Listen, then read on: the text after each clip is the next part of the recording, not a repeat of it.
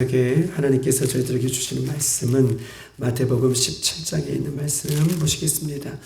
마태복음 17장 우리 9절부터 10절까지 있는 말씀, 9절부터 우리 13절 우리 마지막 단락까지 한번 보시겠습니다. 우리 마태복음 17장 우리 9절부터 13절까지 있는 말씀, 저와 여러분 한 절씩 그렇게 교독하시겠습니다. 마태복음 17장 우리 9절에서 13절까지 있는 말씀입니다. 9절입니다. 그들이 산에서 내려올 때에 예수께서 명하여 이르시되 인자가 죽은 자 가운데서 살아나기 전에는 본 것을 아무에게도 이르지 말라 하시니 제자들이 물어이르되 그러면 어찌하여 살아나기 위하여 엘리야가 먼저 와야 하나이까. 예수께서 대답하여 이르시되 엘리야가 과연 먼저 와서 모든 일을 회복하리라. 내가 너에게 말하노니 엘리야가 임하시되 사람을 알지 못하고 우리로 미루어가리라. 인자도 이와 같이 그들에게 말하리라. 다 같이 그제서야 제자들이 예수께서 말씀하신 것이 세례 요한인 줄 깨달은지라. 아멘.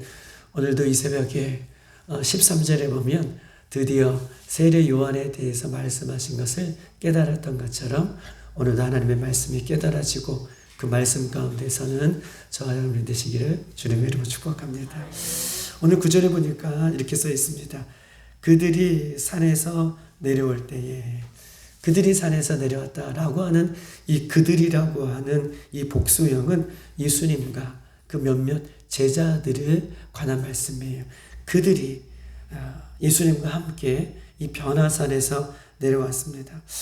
변화산에서 예수님의 변화되는 모습은 안진뱅이가 일어나고 눈먼 자가 눈을 뜨고 죽은 자가 살아나는 것 같은 그런 어떤 기적이 변화산에서 있지는 않았지만 안진뱅이가 일어나고 눈먼 자가 눈을 뜨고 죽은 자가 살아나는 것 못지않게 예수님의 얼굴이 본질적으로 하나님의 형상으로 변화되는 놀라운 광경을 어떻게 해요? 예수님과 예수님의 제자들이 모두가 보았어요. 예수님이 그렇게 변화하는 것을 모두가 보았습니다. 그리고 나서 이렇게 변화되는 예수님의 그런 모습을 보고 나서 그것이 얼마나 좋겠습니까? 베드로는 그곳에 집을 세 채나 짓겠다고 말씀하실 정도로, 말을 할 정도로 예수님을 위해서 짓고 모세를 위해서 짓고 엘리야를 위해서 지을 그런 변형된 모습, 하나님의 영광이 드러나는 그 모습 속에서 그것에서 영원히 살 것 같지만 예수님은요, 그들과 함께 9절에 보니까 내려올 때에 라고 이렇게 말씀하고 있는 것이에요. 여러분 보십시다. 왜 예수님이 그곳에서 내려오셨을까요?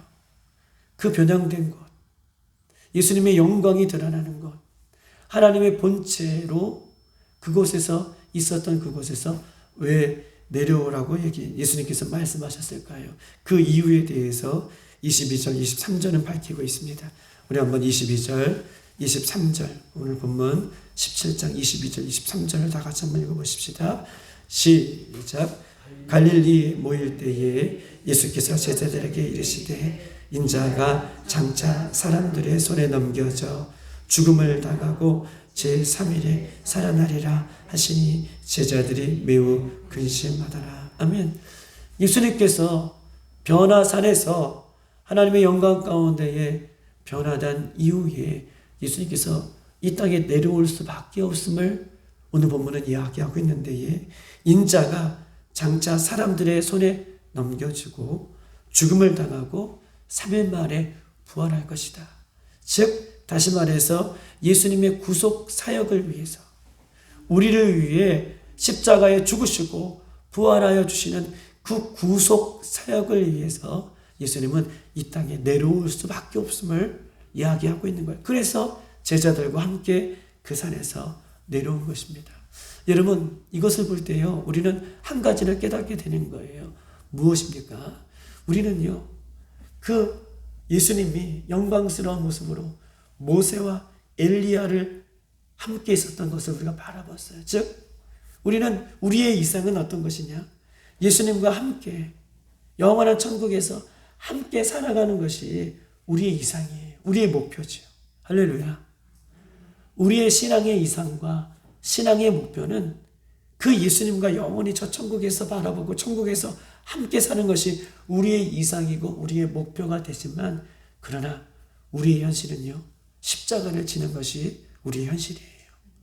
예수님은요, 그곳에서 영원히 함께 하실 수 있어요. 변화산에서 예수님의 제자들과 함께 그 변형된 모습으로 영원히 함께 하실 수 있어요. 그러나 그들과 함께 내려왔다는 것은 우리의 신앙의 목표와 우리의 이상의 목표는 하나님 나라이지만, 우리는 언제든지 현실로 내려와서 십자가를 지는 것이 우리의 현실이 되어야 된다는 거예요.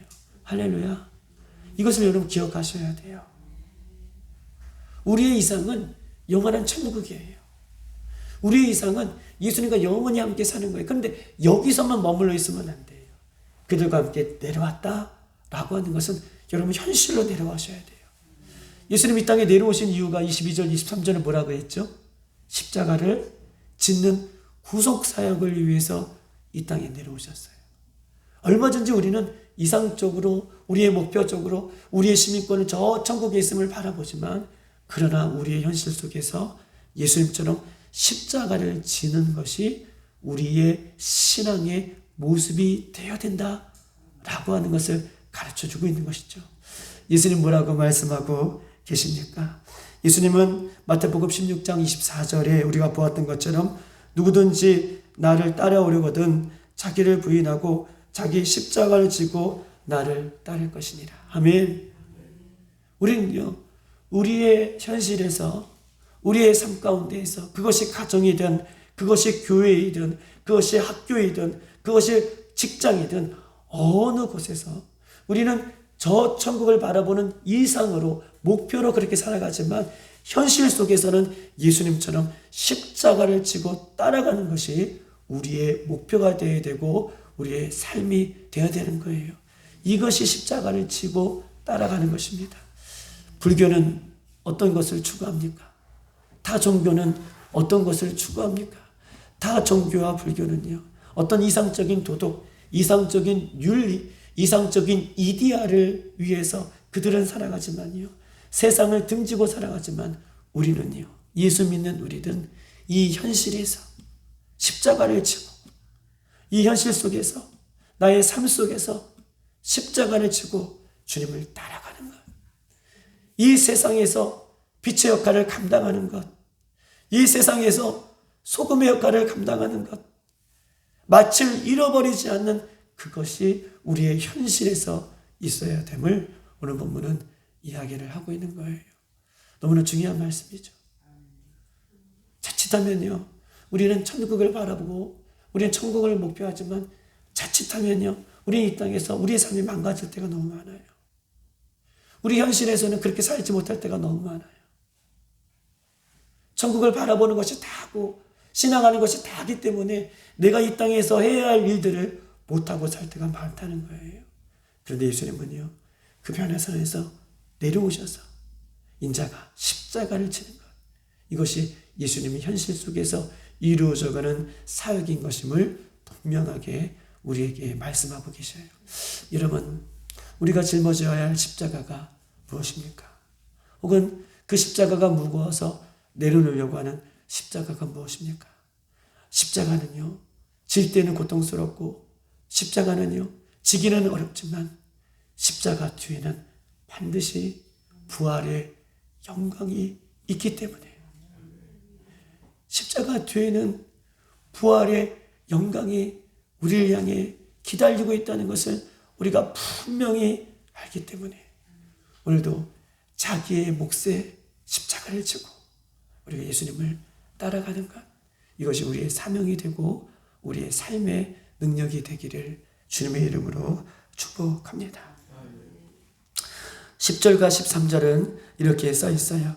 제자들이 물어 이르되, 그러면 어찌하여 서기관들이 엘리야가 먼저 와야 하리라 하나이까? 라고 얘기할 때에 11절에 보면 예수께서 대답하여 이르시되, 엘리야가 가야 먼저 와서 모든 일을 회복하리라 라고 말씀하고 있는 것입니다.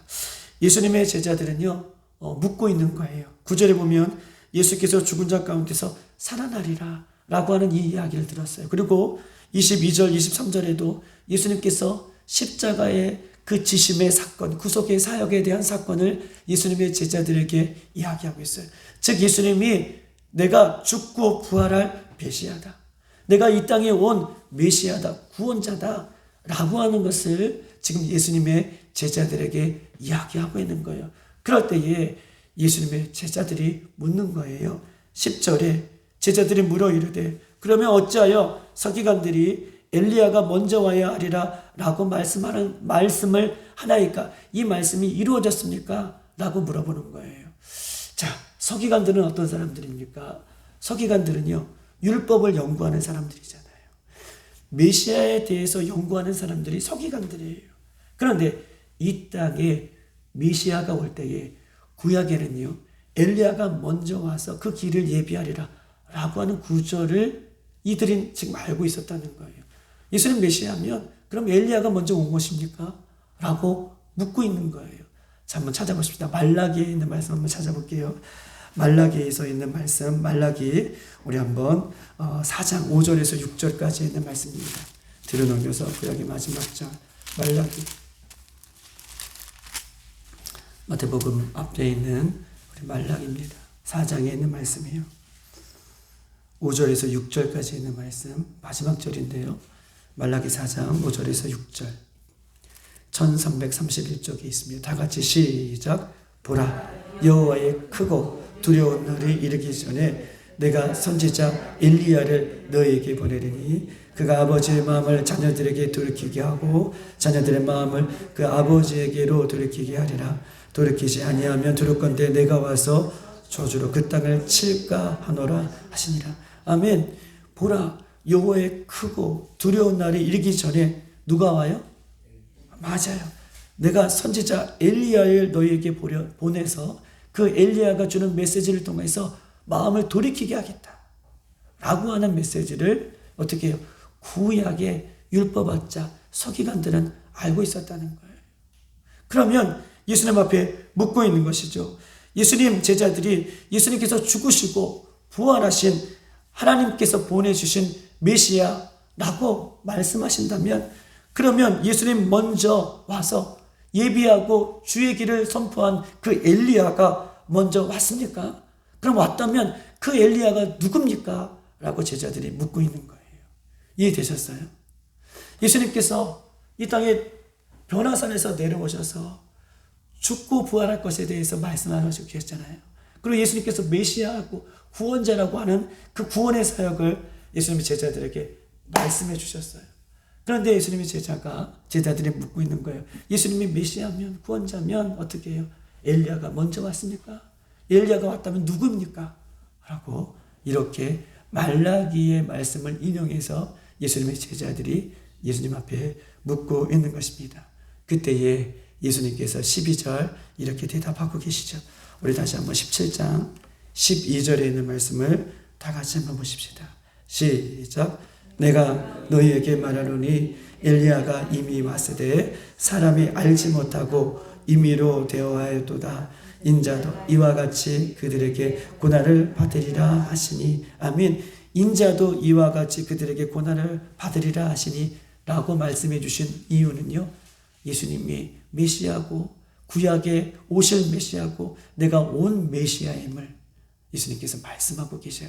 그러면서 예수님 그 앞절에 뭐라고 말씀하고 계십니까? 엘리야가 과연 먼저 왔다라고 얘기하고 계셔요. 내가 너에게 말하노니 엘리야가 이미 왔다. 이 엘리야가 이미 왔다라고 말씀하고 있습니다. 엘리야가 누굽니까? 오늘 13절에 보면 이 엘리야가 누구인지를 예수님의 제자들이 깨닫죠. 누구에 대한 말씀으로 깨닫습니까? 세례요한. 예수님이 구원자고 예수님이 메시아고 구약에서 예언했던 그 오실 메시아고 신약에서는 마태복음에서는 이미 오신 예수님이 메시아고 구원자라면 그 전에 구약의 성취대로 엘리야가 왔다라고 예수님 말씀하고 계시는데 그 엘리야가 누구냐면 세례요한이라는 거예요. 세례요한은 예수님이 먼저 오시기 전에 예수님의 길을 어떻게 했던 사람이에요? 맞아요. 준비하고 예비하고 평탄케 했던 사람이 세례 요한이에요. 즉 세례 요한이 엘리야의 마음으로, 할렐루야, 세례 요한이 엘리야의 심정으로 예수님의 길을 준비하고 예수님의 길을 평탁케 하고 예수님의 길을 준비했던 사람이 세례 요한이었다라고 예수님 말씀하고 계셔요. 엘리야 같은 역할을 했던 사람이 세례 요한이다라고 예수님 말씀하고 계시고, 이미 엘리야는 왔다, 이미 세례 요한은 내 앞에 와 있음을 예수님께서 말씀하고 있는 것입니다. 이해되셨죠? 세례 요한을 예수님께서 이야기하면서 세례 요한이 엘리야처럼 먼저 와 있음을 이야기하고 있는 것입니다. 그런데 세례 요한의 결국은 어떻게 되었습니까? 세례 요한은 사람들에게 인정받지 못하고 죽음을 당했어요. 그리고 예수님 12절에도 인자도 이와 같이 사람들에게 인정받지 않고 죽을 것임을 성경은 우리들에게 이야기하고 있습니다. 그러면서 13절, 그제야 제자들이 예수께서 하신 것에 세례 요한인 줄을 깨달았다라고 말씀하고 계셔요. 사랑하는 여러분, 오늘 이 마태복음 17장 이 한 구절 13절까지의 이 단락은요, 예수님은 변화산에서 영광 중에 변화되었어요. 그럼에도 불구하고 그곳에 머물러 있지 않고 십자가를 지는 현실 속에서 내려오셨습니다. 그리고 예수님은 현실 속에서 제자들에게 구약의 메시아가 나고 앞으로 오실 메시아도 나인 것임을, 메시아가 구원자가 예수님이라는 것을 말씀하고 계셔요. 그리고 그 예언이 엘리야가 먼저 와서 성취되었고 세례 요한도 와서 그 예수님의 오실 길을 성취했던 것처럼 예수님의 말씀과 예수님의 예언은 성취될 것임을 우리에게 알려주고 있는 것입니다. 하나님의 말씀을 들여다보면요, 모든 것이 다 성취되어 있어요. 모든 것이 다 성취되어 가고 있습니다. 한 가지가 남은 것이 있다면 예수님 마지막으로 다시 오실 그 약속만 성취되면 이 땅의 모든 것들이 다 약속이 이루어질 것이에요. 그런데 이 약속의 말씀을 깨닫지 못하는 사람은 이 말씀 가운데 서지 못하는 거예요. 예수님의 제자들은요, 깨닫지 못하다가 마지막 예수님의 말씀을 듣고 깨달았더라. 이 말씀이 세례 요한에 대한 말씀이구나. 이 말씀이 예수님에 대한, 예수님께서 구원자이시고 메시아에 대한 말씀이구나 라고 깨달았던 것처럼 오늘 이 말씀을 듣고 마지막 예수님 다시 오실 그 예언의 성취가 반드시 우리 가운데에도 이루어질 것임을 우리가 믿고 의지하고 깨닫고 오늘도 승리하며 그 길을 걸어가는 저와 여러분이 되시기를 주님의 이름으로 축복합니다. 아멘. 지금 다 같이 한번 기도하도록 하겠습니다. 예수님의 예언의 말씀은 시대가 변하고 세월이 변해도 반드시 성취됩니다. 오늘 말라기에 엘리야가 왔습니까? 라고 하는 예수님의 제자들에게 말씀에 예수님은요, 세례 요한을 말씀하시고 왔다. 세례 요한이 엘리야의 심정으로 왔다. 성취되었다. 라고 말씀하고 계셔요. 예수님 다시 오실 것입니다. 신랑으로 다시 오실 것입니다. 우리가 영적으로 무지하고 영적으로 깨어있지 못하면 오늘 시대에 불신앙의 모습으로 살아가는 것이죠. 이와 같이 하나님 이 새벽에도 깨달음을 허락해달라고, 주의 말씀을 깨닫게 해달라고, 내 눈을 열어 주의 말씀을 보게 하시고, 내 눈을 열어 주의 말씀을 깨닫게 하시고, 내 눈을 열어 주의 말씀을 알게 해달라고 기도하십시다. 특별히 오늘 이 새벽에 기도할 것은, 오늘은 5월 5일이죠. 우리 어린이 날이라고 얘기합니다.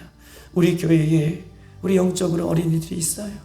하나님, 우리 주일학교 친구들, 우리 청소년 친구들, 우리 청년 대학부 친구들, 오늘 특별히 우리 그 영혼들을 위해서 기도하십시다.